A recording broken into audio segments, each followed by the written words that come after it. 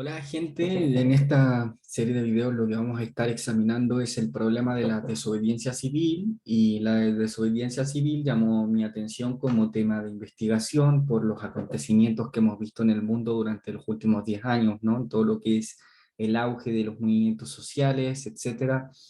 Pero en especial lo que fue el estallido social de Chile ha marcado mi trayectoria, mis intereses académicos sobre este tema en particular, que se desliga del tema de la obediencia política, que es un tema más extenso sobre cuándo es justo, cuándo es un deber de nosotros obedecer la ley, e incluso una ley injusta, y la desobediencia civil se trata de esto, ¿no?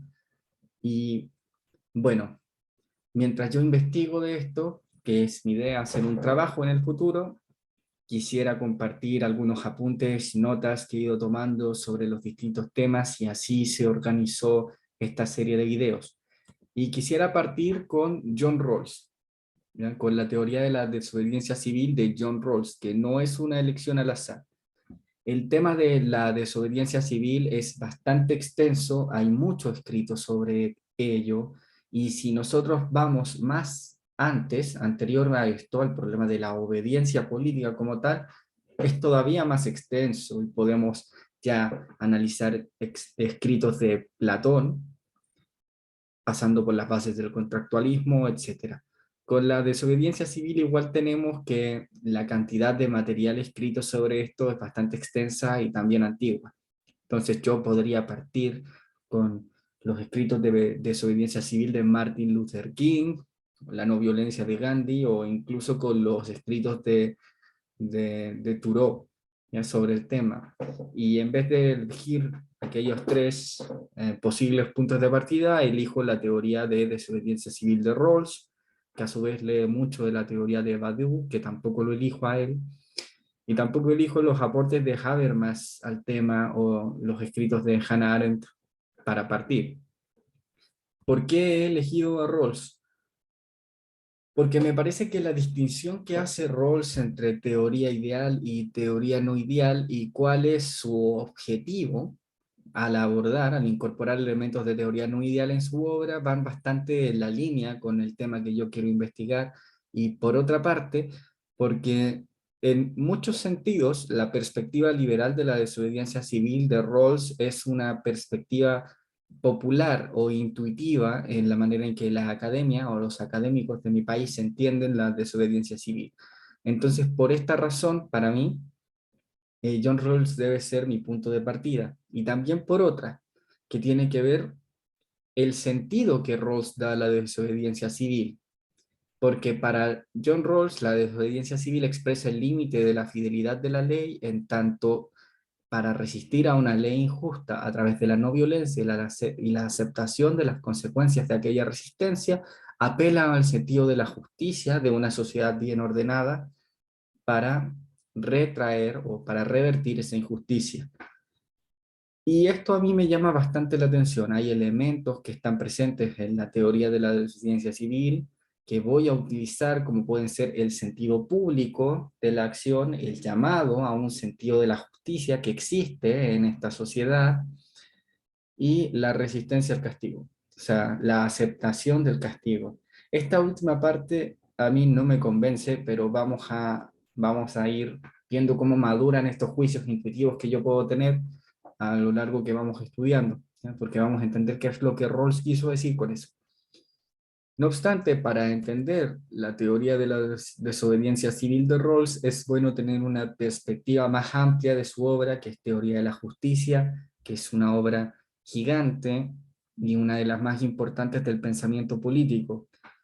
Y tiene el mérito de devolver a la filosofía política, que durante el siglo XX había estado atrapada, por así decirlo, en cuestiones de definiciones de significado, y como se puede apreciar en los escritos de Isaiah Berlin sobre el concepto de libertad, devuelve a la discusión de la filosofía política el tema de la justicia, que para Rawls es la primera virtud de las instituciones sociales.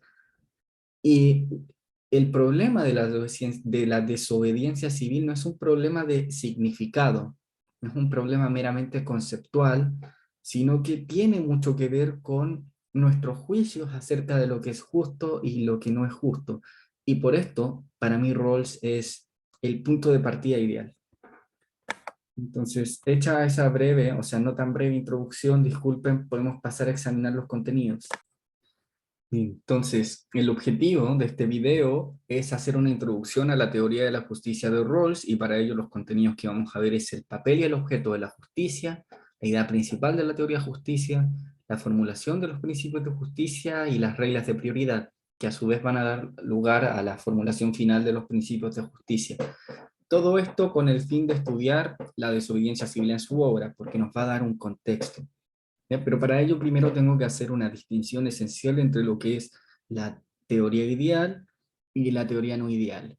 Y para no alargar las cosas, podemos entender en este caso la teoría ideal de Rawls como una teoría que está pensada en un lugar donde todas las partes aceptan y cumplen lo que se supone que la teoría dice que deberían hacer. En el fondo tenemos un sistema que es justo, que las partes saben que es justo y que contribuyen a su funcionamiento justo. Problemas como la guerra, la injusticia, la desobediencia no existen en la teoría ideal. Pero entonces, ¿de qué nos sirve la teoría ideal?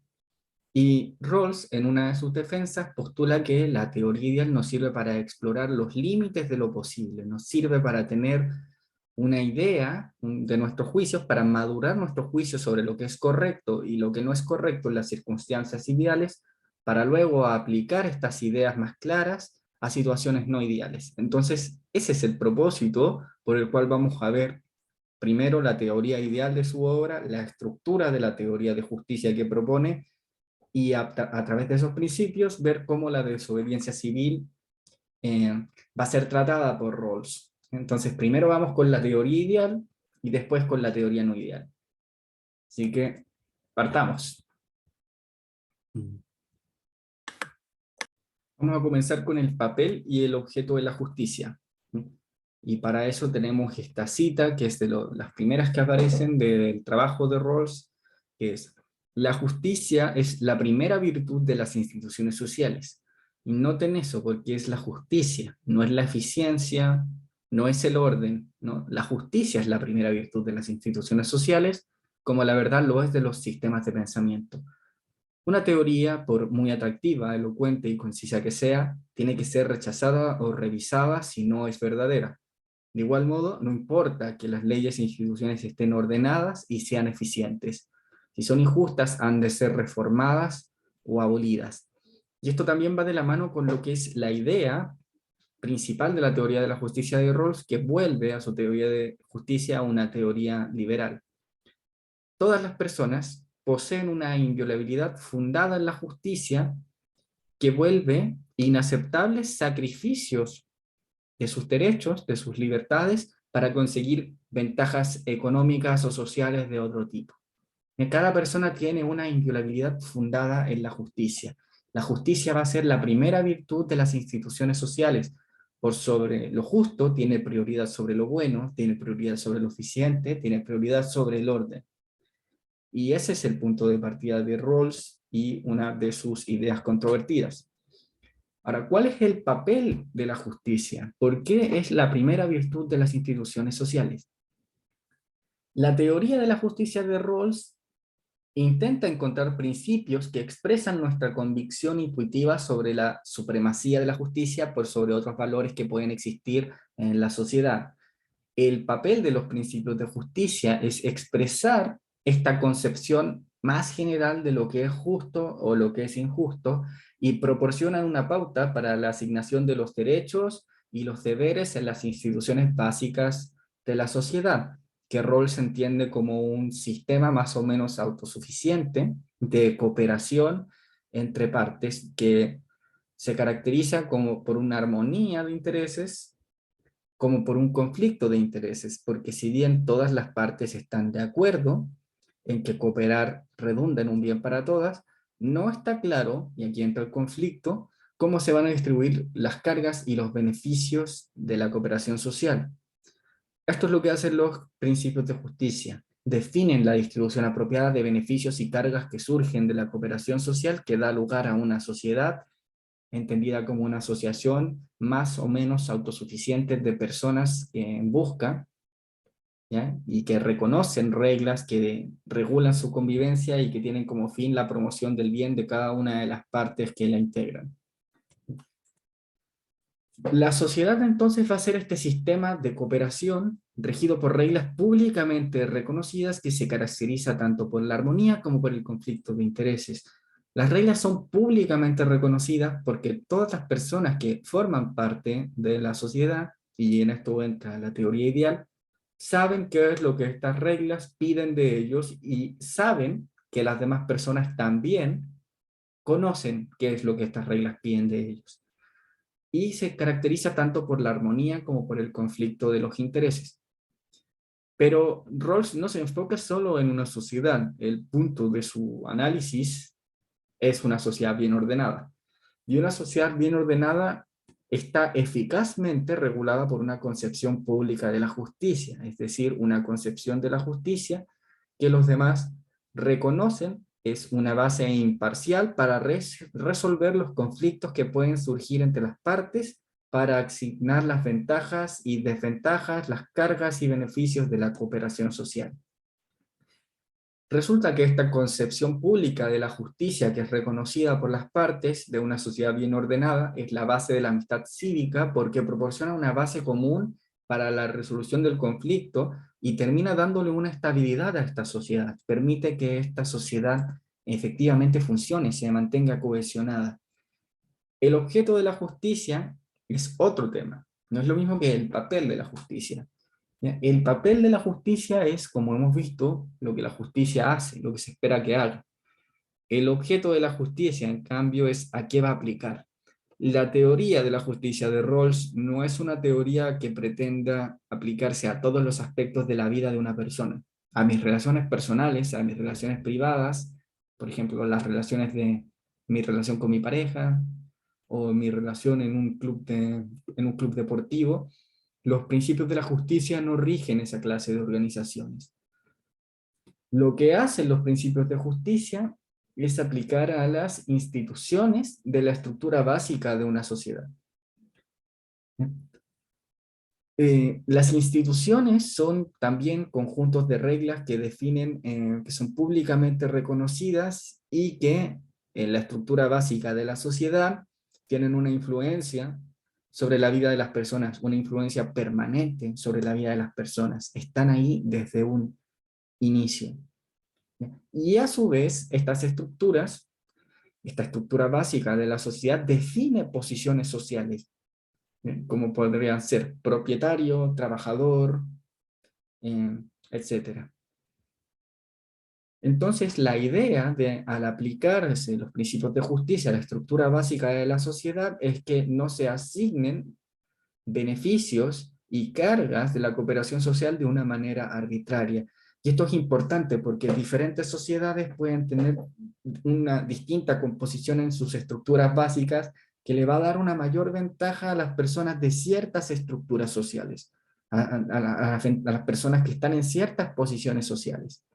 En el fondo, hay sociedades que benefician a personas que están en ciertas posiciones sociales y estos beneficios son sobre razones arbitrarias, como podría ser la pertenencia a una clase social, a un linaje o el talento. ¿Bien? Rawls quiere lograr que las cargas y beneficios de la cooperación social se distribuyan de una manera que no obedezca a razones que son moralmente arbitrarias. Veamos que la estructura básica de la sociedad se compone por grandes instituciones sociales como la Constitución y principales disposiciones económicas o sociales como la regulación de la propiedad o la libertad de conciencia y de pensamiento, la palabra, etc. Los efectos de la estructura social son muy profundos y están presentes desde el inicio de la vida de una persona y la acompañan durante ella. La estructura social, como dijimos, puede favorecer ciertas posiciones iniciales sobre otras de una manera moralmente arbitraria. Puede favorecer a quienes han nacido en una familia real, puede favorecer a las personas que son especialmente talentosas en una materia, puede favorecer solamente a los hombres en razón de su sexo, etcétera. Entonces, todos estos atributos son moralmente arbitrarios. Y Rawls quiere lograr una estructura social que no favorezca posiciones iniciales sobre otras de una manera moralmente arbitraria. En otras palabras, la justicia de un esquema social depende esencialmente de cómo se asignan los derechos y deberes fundamentales y de las oportunidades económicas y las condiciones sociales en los diferentes sectores de la sociedad. Veamos, una vez que sabemos esto, cuál es la idea principal de la teoría de la justicia. Y es importante mencionar que la teoría de la justicia de Rawls es una teoría que hace uso de la figura del contrato social. Lo que Rawls pretende es llevar la figura del contrato social a un nuevo nivel de abstracción, elaborando una situación hipotética, llamada posición original, cuyo objeto de acuerdo, y ojo, son los principios de justicia que han de regir una sociedad bien ordenada.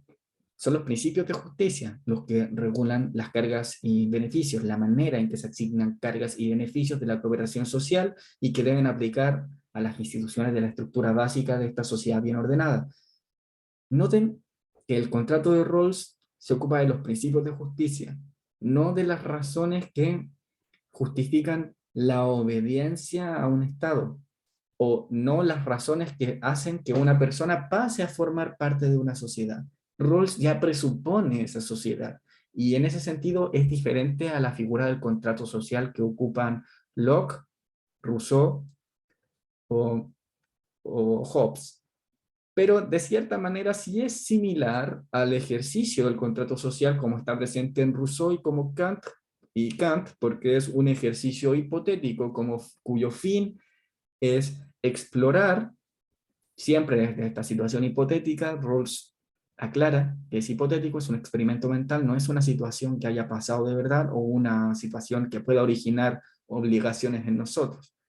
El propósito de la figura del contrato social es explorar qué harían las partes en una situación de igualdad moral. Entonces, él modifica las condiciones del contrato social y modifica la composición de las partes que van a formar parte de este contrato social para explorar a qué principios de justicia llegarían seres considerados en su igualdad moral. No personas como nosotros, sino seres abstractos considerados en su igualdad moral. Y para ello la figura del contrato social da algunas ventajas, porque de principio es una posición de negociación en la que todos van a participar por igual y van a poder dialogar entre ellos para dar con un resultado que se presupone favorece a todas las partes que van a participar aquí, que los va a dejar a todos mejor. Pero además la figura del contrato tiene otro plus que a Rawls le llama la atención, que es el sentido público del contrato, porque todas las partes que van a participar saben lo que se espera de ellas y también saben que los demás conocen lo que se espera de ellos. Y de buena fe se presupone que este arreglo va a dar con un resultado óptimo que vendrían a ser los principios de justicia. Aunque Rawls en cada momento aclara que a lo que ellos pueden aspirar es a una justicia procesal imperfecta. En el fondo, una justicia procedimental, dado que los procedimientos son justos, pero que no puede asegurar que no hayan resultados injustos, ¿eh? Pero que sigue siendo lo más que podemos aspirar. En el fin, no me voy a complicar mucho con eso porque no es el propósito evaluar la teoría de justicia de Rawls como tal. Así que el objetivo acá es ver los principios que las personas libres y racionales interesadas en promover sus propios intereses aceptarían en una posición inicial de igualdad como definitorios de los términos fundamentales de su asociación. Y fíjense que la posición de igualdad moral es la clave del contrato social, donde todas las personas van a ser consideradas en su calidad de seres libres y racionales, capaces de tener un sentido de la justicia.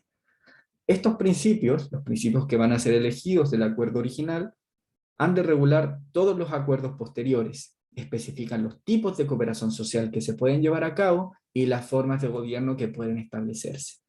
La concepción de justicia más general que estos principios de justicia van a expresar, Rawls la llama justicia como imparcialidad. Así que recapitulemos. El contrato se utiliza a modo de experimento mental para evaluar los acuerdos a que las partes, consideradas en su calidad de igualdad moral, llegarían si tuvieran que decidir principios de justicia que van a regir los términos de su cooperación. Rawls va a modificar las condiciones de la negociación para evitar la parcialidad a la que nuestras posiciones sociales pueden llevarnos.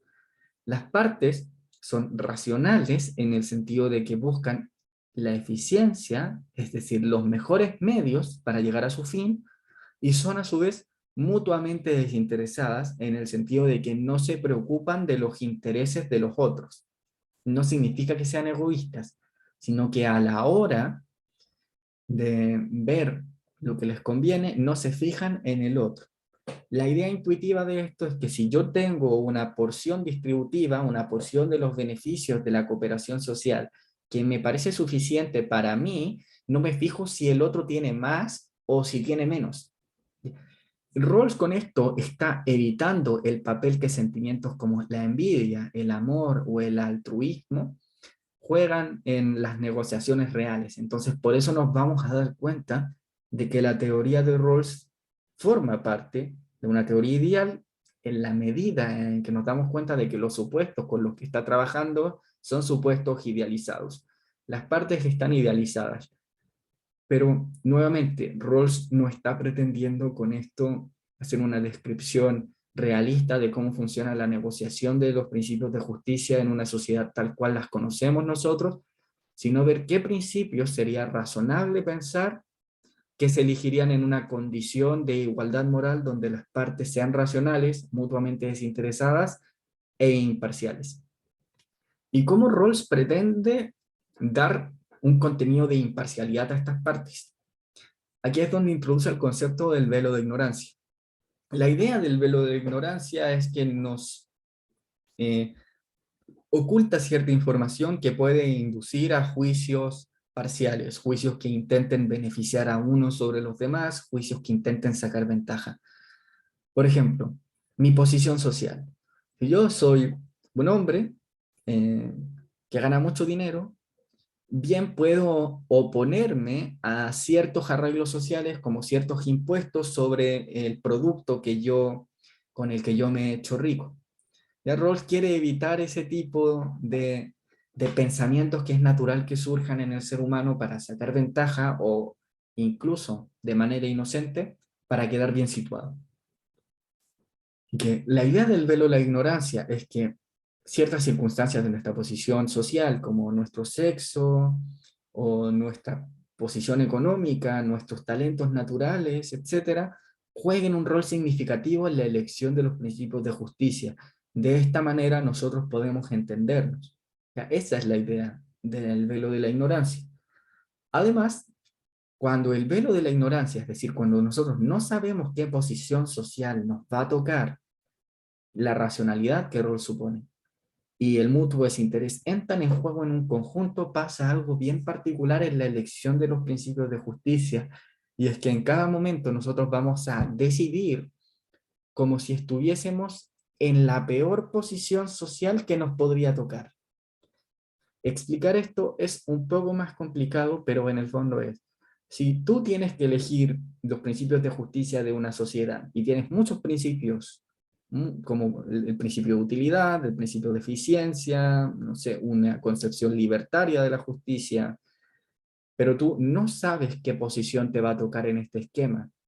Pueden elegir un principio de justicia y después al aplicarse a tu situación en la sociedad vas a salir desfavorecido. Por tanto, Rawls cree que si nosotros juntamos velo de la ignorancia, racionalidad y mutuo desinterés, vamos a ponernos en el lugar de la peor posición social que nos podría tocar en el sistema, en la sociedad, una vez se apliquen los principios de justicia, y vamos a intentar maximizar los mínimos. Esa es la idea de la justicia como imparcialidad. Esta concepción de la justicia se llama la justicia como imparcialidad, que en realidad en inglés es justice as fairness, y fairness tiene un sentido más amplio que imparcialidad. Toma imparcialidad, pero también es equidad, y en el fondo la teoría de Rawls es una teoría igualitaria, una teoría de justicia distributiva igualitaria. Las reglas pueden ser, las reglas que se elegirían, pueden ser reconocidas como reglas que sería razonable aceptar en las condiciones de la posición original y proporcionarían una base para la aceptación pública de los principios de justicia. Por esta razón, una sociedad que satisfaga estos principios se acerca tanto como es posible a un esquema voluntario. Y aquí entra de nuevo Rousseau y Kant, en el sentido de que si organizamos la posición original de este modo y nosotros intentamos razonar desde las partes que van a formar parte de este acuerdo original, podríamos decir, sí, es probable que yo también consienta estos principios en esa situación. Y en ese sentido tendríamos alguna forma de principio de autonomía cumplido, porque al aceptar esas leyes estamos reconociendo que es como si nosotros mismos nos las estuviésemos dando, ya que en circunstancias similares actuaríamos de manera similar y llegaríamos a conclusiones similares. Desde esta manera, el esquema de Rawls, él propone que se acerca como es posible a un esquema voluntario. Y Rawls cree que la situación planteada hasta ahora llevaría a la aceptación de dos principios de justicia que, formulados de una manera intuitiva, vendrían a ser una repartición igualitaria de derechos y deberes básicos por un lado, que todos tengamos los mismos derechos y deberes, y por el otro lado, que las desigualdades sociales y económicas sean permitidas solo en la medida en que produzcan beneficios compensadores para todos, y en especial para los miembros menos aventajados de la sociedad. Este segundo principio, que es el principio que preconiza las desigualdades sociales y económicas, ha levantado una ola de polémica y de muchas respuestas que van a formar parte de las discusiones más interesantes de la filosofía política desde que se publica el libro en 1971, pero no nos vamos a detener en él. Veamos entonces muy por encima cuál es la formulación de los principios de justicia de Rawls, porque esta es solamente su formulación intuitiva. Vamos a ver ahora cómo están formalmente definidos. Para Rawls, en una sociedad bien ordenada, las instituciones están reguladas de modo efectivo por una concepción compartida de la justicia que se reconoce como una base de resolución de conflicto y cooperación social. Las personas saben que en circunstancias del acuerdo original serían elegidos estos principios de justicia y los reconocen como lo más cercano que existe a un acuerdo voluntario. Así que existe un acuerdo público sobre lo que es justo y lo que es injusto sobre esta base definida.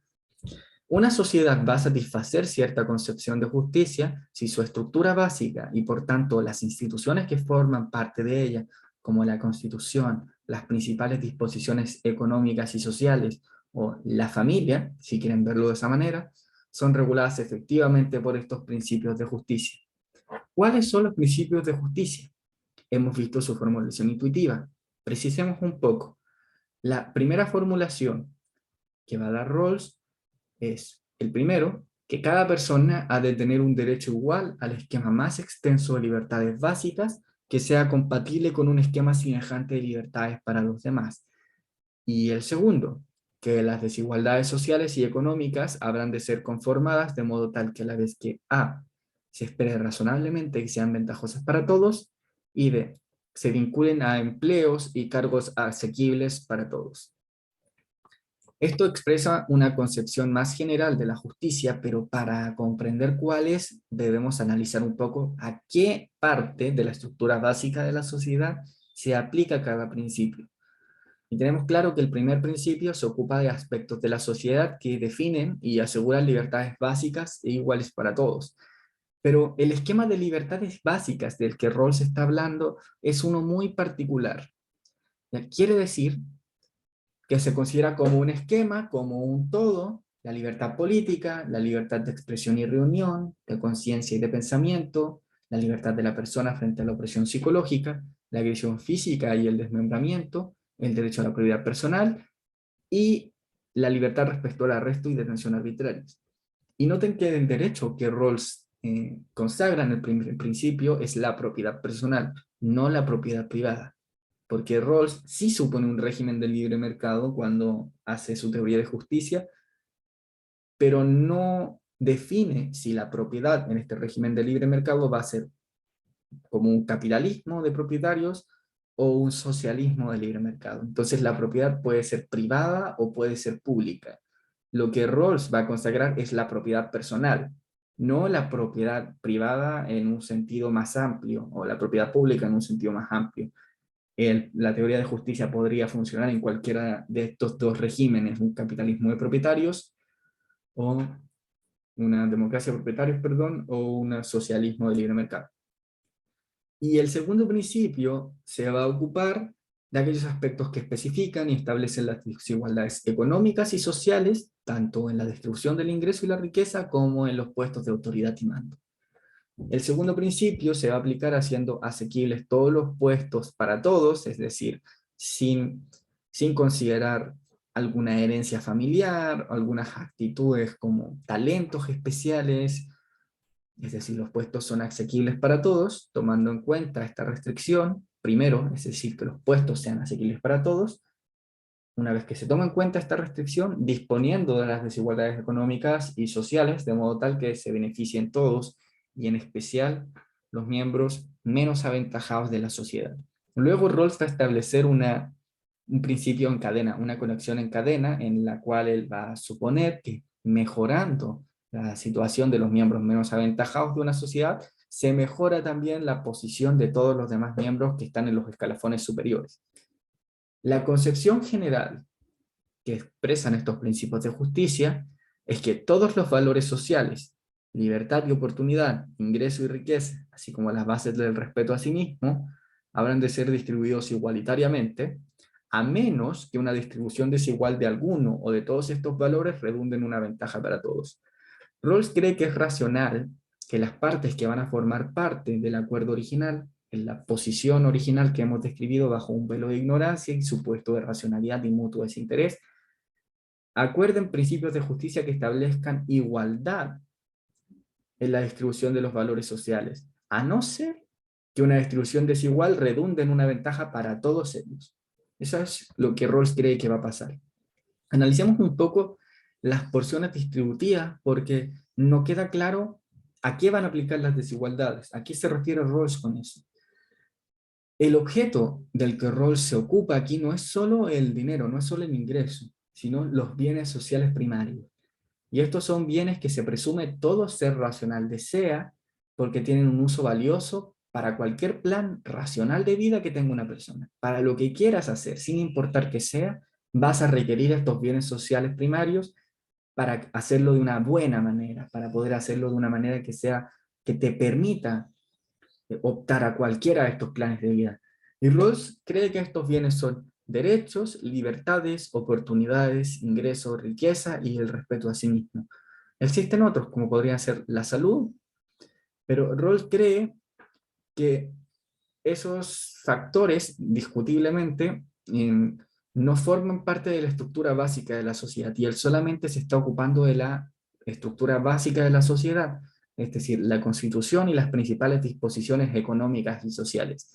Una persona bien posicionada le puede tocar problemas de salud, pero eso no depende tanto de la estructura básica como del azar, de una lotería natural. Esa postura se puede discutir, pero Rawls no considera la salud como parte de los bienes sociales primarios que su teoría de la justicia distribuye. Y se va a quedar con derechos, libertades, oportunidades, ingreso, riqueza y el respeto a sí mismo. Estos principios de justicia se van a aplicar a la estructura básica de la sociedad y cómo los bienes sociales primarios se distribuyen en ella, y no a la distribución de bienes particulares a individuos particulares, ¿no? Entonces es importante que nos quedemos con eso. La estructura básica de la sociedad es el objeto de la teoría de la justicia de Rawls. Y ahora, si vemos el segundo principio tal cual está formulado, nos vamos a dar cuenta de que es un poco ambiguo, porque dice, las desigualdades sociales y económicas habrán de ser conformadas de modo tal que a la vez que se espere razonablemente que sean ventajosas para todos y se vinculen a empleos y cargos asequibles para todos. Pero no queda claro qué significa que sean ventajosas para todos, ni qué significa que los cargos sean asequibles para todos. De hecho, Rawls considera 4 interpretaciones posibles de esto. Igualmente asequible puede significar que sea igualdad como posibilidades abiertas a las capacidades, es decir, una igualdad formal de oportunidades, donde estén los cargos abiertos para todos en teoría, pero en la práctica estos cargos se asignan solamente por las capacidades de las personas, y por otro lado está la igualdad como igualdad de oportunidades equitativas, que vendría a ser lo que Rawls llama una justa igualdad de oportunidades. Y no es tan fácil describir qué significa una justa igualdad de oportunidades, pero para nuestros propósitos va a significar que personas que han nacido por ejemplo, una misma actitud para hacer algo, o sean y accedan a estos cargos por sus esfuerzos, por su trabajo, que no jueguen parte de esto algunas cosas como las desigualdades económicas y cómo las desigualdades económicas afectan en el desarrollo de estas habilidades, del esfuerzo, etcétera. Justa igualdad de oportunidades quiere decir que hacemos los esfuerzos necesarios para nivelar la cancha y que las personas puedan, en efecto, eh, acceder a los cargos por sus propios méritos. El sistema de roles no es meritocrático, porque el esfuerzo no es la condición, no es la única condición que se está pidiendo, ¿no? Juega un papel en esto, pero la justicia está por sobre cualquier noción de mérito. Y por tanto, Rawls requiere una distribución igualitaria para emparejar la cancha, de modo tal que se pueda conseguir una igualdad democrática, que es la interpretación que él va a proponer. El sistema de libertad natural tiene el problema, y asimismo la aristocracia natural y la igualdad liberal, que en la distribución de las cargas y beneficios de la cooperación social van a jugar un rol muy fuerte lo que es las desigualdades económicas que nos tocan por nacer, es decir, factores que se deben meramente a la fortuna, e incluso en una aristocracia natural donde intentamos mitigar los efectos de las desigualdades económicas, no dejan de considerarse los talentos naturales. Rawls cree que si nosotros aceptamos que las desigualdades económicas no son un factor justo para distribuir cargas y beneficios de la sociedad social, es decir, si nosotros creemos que las desigualdades económicas generan ventajas y desventajas que van a tener repercusiones en las siguientes generaciones y que estas repercusiones son injustas, Rawls dice que entonces también deberíamos rechazar el efecto que los dones naturales, los talentos naturales tienen en la asignación de beneficios y en lo que podemos conseguir en una sociedad. ¿Por qué? Porque tanto nuestra posición socioeconómica como nuestros talentos naturales son cosas que no merecemos, que nos tocan por suerte, y la suerte es un factor moralmente arbitrario, por tanto no deberían ser considerados. Así que la interpretación del segundo principio que va a defender es la igualdad democrática, es decir, una igualdad justa de oportunidades y un lugar donde los cargas y beneficios de la cooperación social se organicen de modo tal que las diferencias sean permisibles si y solo si van en beneficio de las expectativas de los miembros menos aventajados de esta sociedad. Veamos un poco más de la igualdad democrática y el principio de la diferencia. La igualdad democrática, como dije, rechaza que las contingencias sociales o de la fortuna, como los talentos naturales, deban jugar un papel determinante en la asignación de cargas y beneficios de la cooperación social, así como la distribución de los bienes sociales primarios, y es decir, las porciones distributivas. Y el principio de la diferencia establece que las expectativas más elevadas de quienes están mejor situados son justas si y solo si funcionan como parte de un esquema que mejora las expectativas de los miembros menos favorecidos de la sociedad. Y ya con esta discusión, Rawls hace una segunda formulación de los principios de justicia, donde el primero queda igual. Cada persona ha de tener un derecho igual al esquema más extenso de libertades básicas, que sea compatible con un esquema semejante de libertades para los demás, pero el segundo cambia un poco. Las desigualdades sociales y económicas habrán de disponerse de tal modo que sean tanto A, para el mayor beneficio de los menos aventajados, como B, ligadas con cargos y posiciones asequibles a todos en condiciones de justa igualdad de oportunidades. Este segundo principio es el que se conoce como principio de la diferencia. Ya con eso vamos a ver cómo las reglas de prioridad que Rawls establece van a modificar la formulación final de los principios de justicia. Las reglas de prioridad tienen como fin resolver nuestras dudas cuando nuestros valores o juicios entran en conflicto. Y esto es clave para desarrollar principios de justicia, porque quizás en la teoría ideal nuestros valores y nuestros juicios no van a entrar en conflicto y no vamos a tener situaciones en las que es necesario priorizar o elegir libertad o igualdad. Pero la teoría no ideal está lleno de estos casos y la idea de las reglas de prioridad es permitir resolver estos conflictos cuando aparecen. Por tanto, la concepción de justicia como imparcialidad, que se acuerda en la posición original, contiene de por sí reglas de prioridad claras entre sus principios. Y las reglas de prioridad vienen dadas por el orden lexicográfico consecutivo en que los principios se establecen. ¿Qué significa un orden lexicográfico consecutivo? Cuando ustedes toman un diccionario y lo ven, tienen que pasar por la A y por todo lo que está en la A antes de llegar a la B. Y para pasar a la C tienen que pasar por todo lo que está en la B. Si ustedes no pasan por todo lo que está en la B, no pueden llegar a la C. De la misma forma, si ustedes no pasan por todo lo que está en A, no pueden llegar a la B. Esa es la idea de un orden lexicográfico consecutivo. Tienes una condición y para pasar a esta segunda condición, primero tienen que cumplirse todas las especificaciones de la primera. Solamente cuando eso pasa, examinamos la segunda. A su vez, para que la segunda condición, o sea, para que la tercera condición, en caso de existir, pase a considerarse, tienen que cumplirse todas las estipulaciones de la primera y de la segunda condición. Eso es un orden lexicográfico consecutivo y, como pueden ver, es bastante exigente. Por tanto, puede resultar no atractivo. Este orden exige satisfacer el primer principio de la serie antes de pasar al segundo y el segundo antes del tercero. Ningún principio puede intervenir a no ser que los primeros sean plenamente satisfechos. Esto puede ser cuestionable, pero Rawls cree que los principios que él ha escogido satisfacen una condición razonable, que es que el primer principio sea fácil de satisfacer.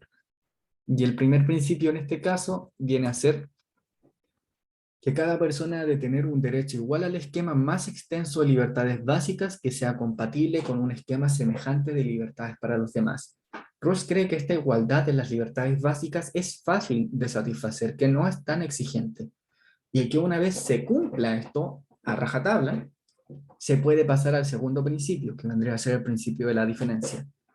¿Por qué es importante esto del orden lexicográfico consecutivo como regla de prioridad en el esquema de Rawls?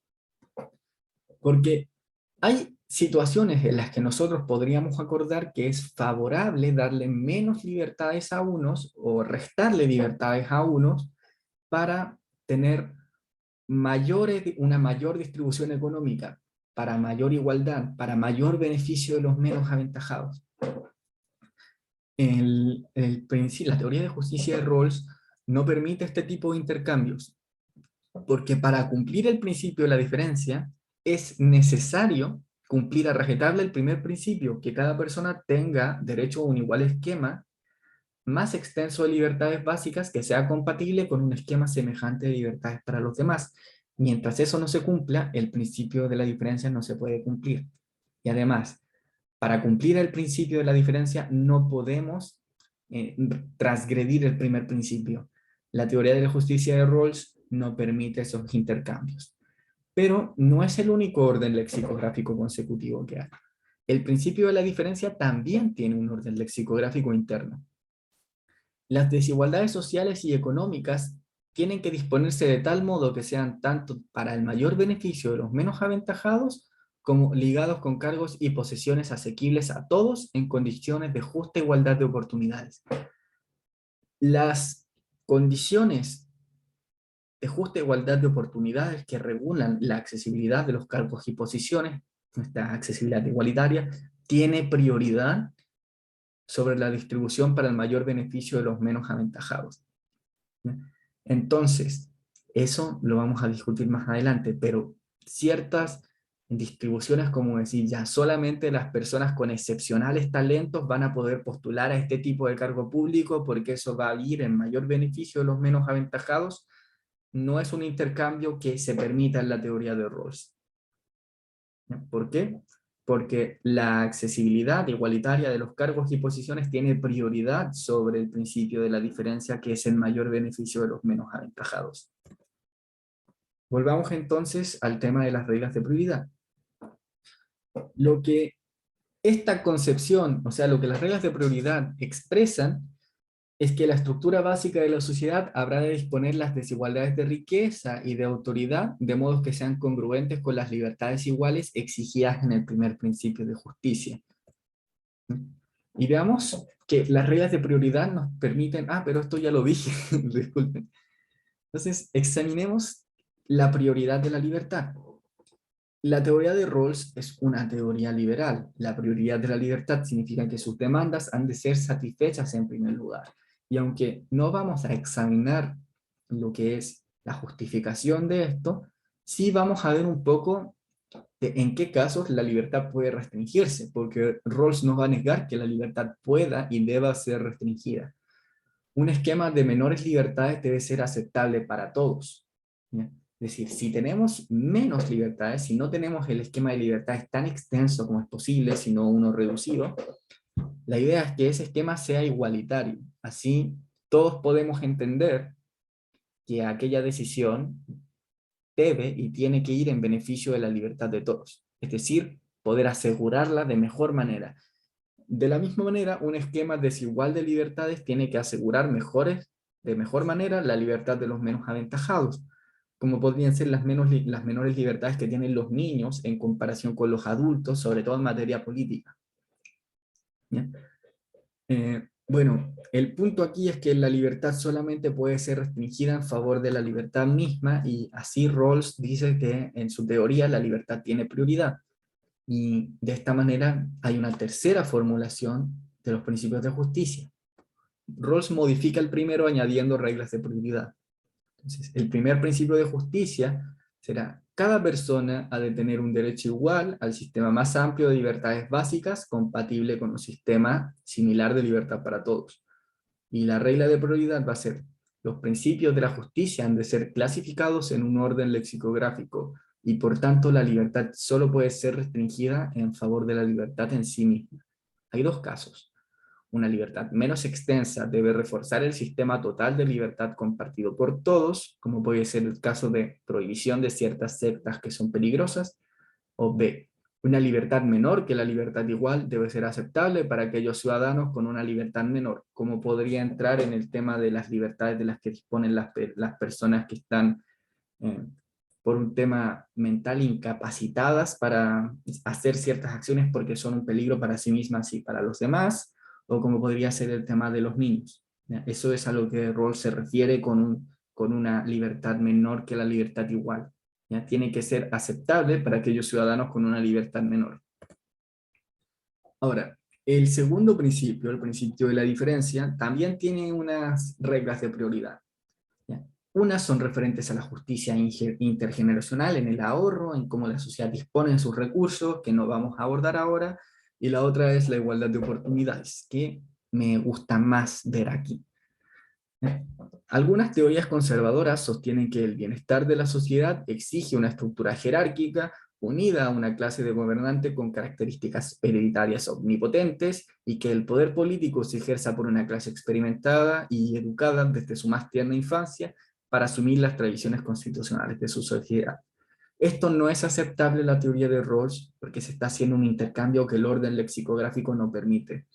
La igualdad de oportunidades no puede ser perjudicada, es decir, no podemos establecer un sistema de desigualdad de oportunidades reservando ciertos cargos políticos a unos elegidos anteriormente, es decir, no podemos cerrar los puestos y los cargos de autoridad solo porque supuestamente esto tendría mayor beneficio para los menos aventajados, ya que el principio de la diferencia está formulado de modo tal que la igualdad de oportunidades tiene una orden lexicográfico, tiene prioridad sobre las ventajas de los menos favorecidos de la estructura social. Así que la teoría de la justicia de Rawls no permite esta clase de diferencias que uno podría ver en autores como Hume o incluso Hegel. Así que la forma en que se originan los principios de justicia y el orden lexicográfico consecutivo no permiten este tipo de intercambios entre igualdad de oportunidades y beneficios socioeconómicos de los menos aventajados, porque la igualdad de oportunidades tiene prioridad. Y esto significa que la desigualdad de oportunidades solo puede justificarse si las opciones de los sectores menos favorecidos de la comunidad fueran aún menores si las desigualdades se eliminaran. Es decir, la igualdad de oportunidades solamente puede sacrificarse en favor de las oportunidades mismas de las personas. Y con eso hemos visto la teoría de la justicia de Rawls, pero antes de terminar, veamos cuál es la formulación final de estos principios de justicia. Primero, cada persona ha de tener un derecho igual al más extenso sistema total de libertades básicas, compatible con un sistema similar de libertades para todos.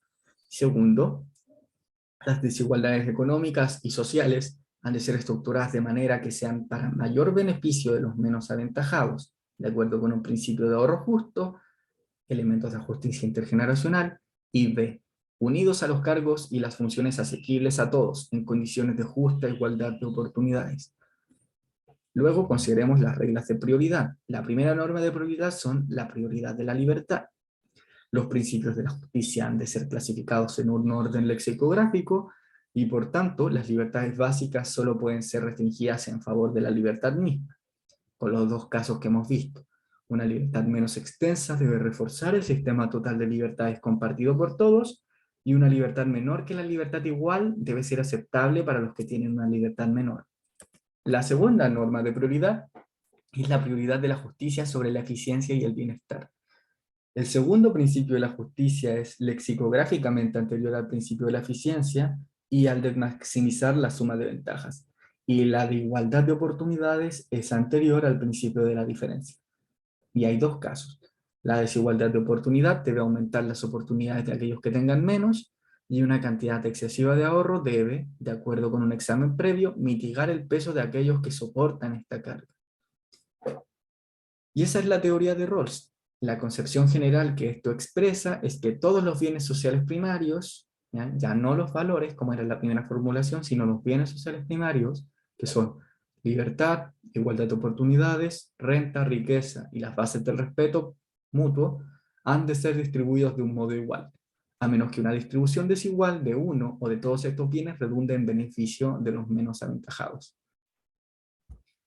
Noten que los principios han ido gradándose y han ido siendo formulados de varias maneras, así como sus reglas de prioridad. La idea de esto es que las reglas de prioridad y la gradación de los principios guíen la aplicación de los principios a situaciones no ideales. Y esto, la distinción entre teoría no ideal y teoría ideal, así como la obediencia y la desobediencia, es el tema del que nos vamos a ocupar en las siguientes sesiones. De momento hemos visto una introducción general, muy general, a la teoría de la justicia de Rawls. Todas estas cosas se pueden profundizar un montón, pero no es el objetivo de nuestra serie de videos ver la teoría general de justicia de Rawls, sino dedicarnos al estudio de la desobediencia civil. Esto fue una introducción para que nosotros veamos cómo la desobediencia civil encaja en su teoría y cómo podemos evaluarla a raíz de esto. Muchas gracias por venir y espero que nos veamos en las siguientes sesiones.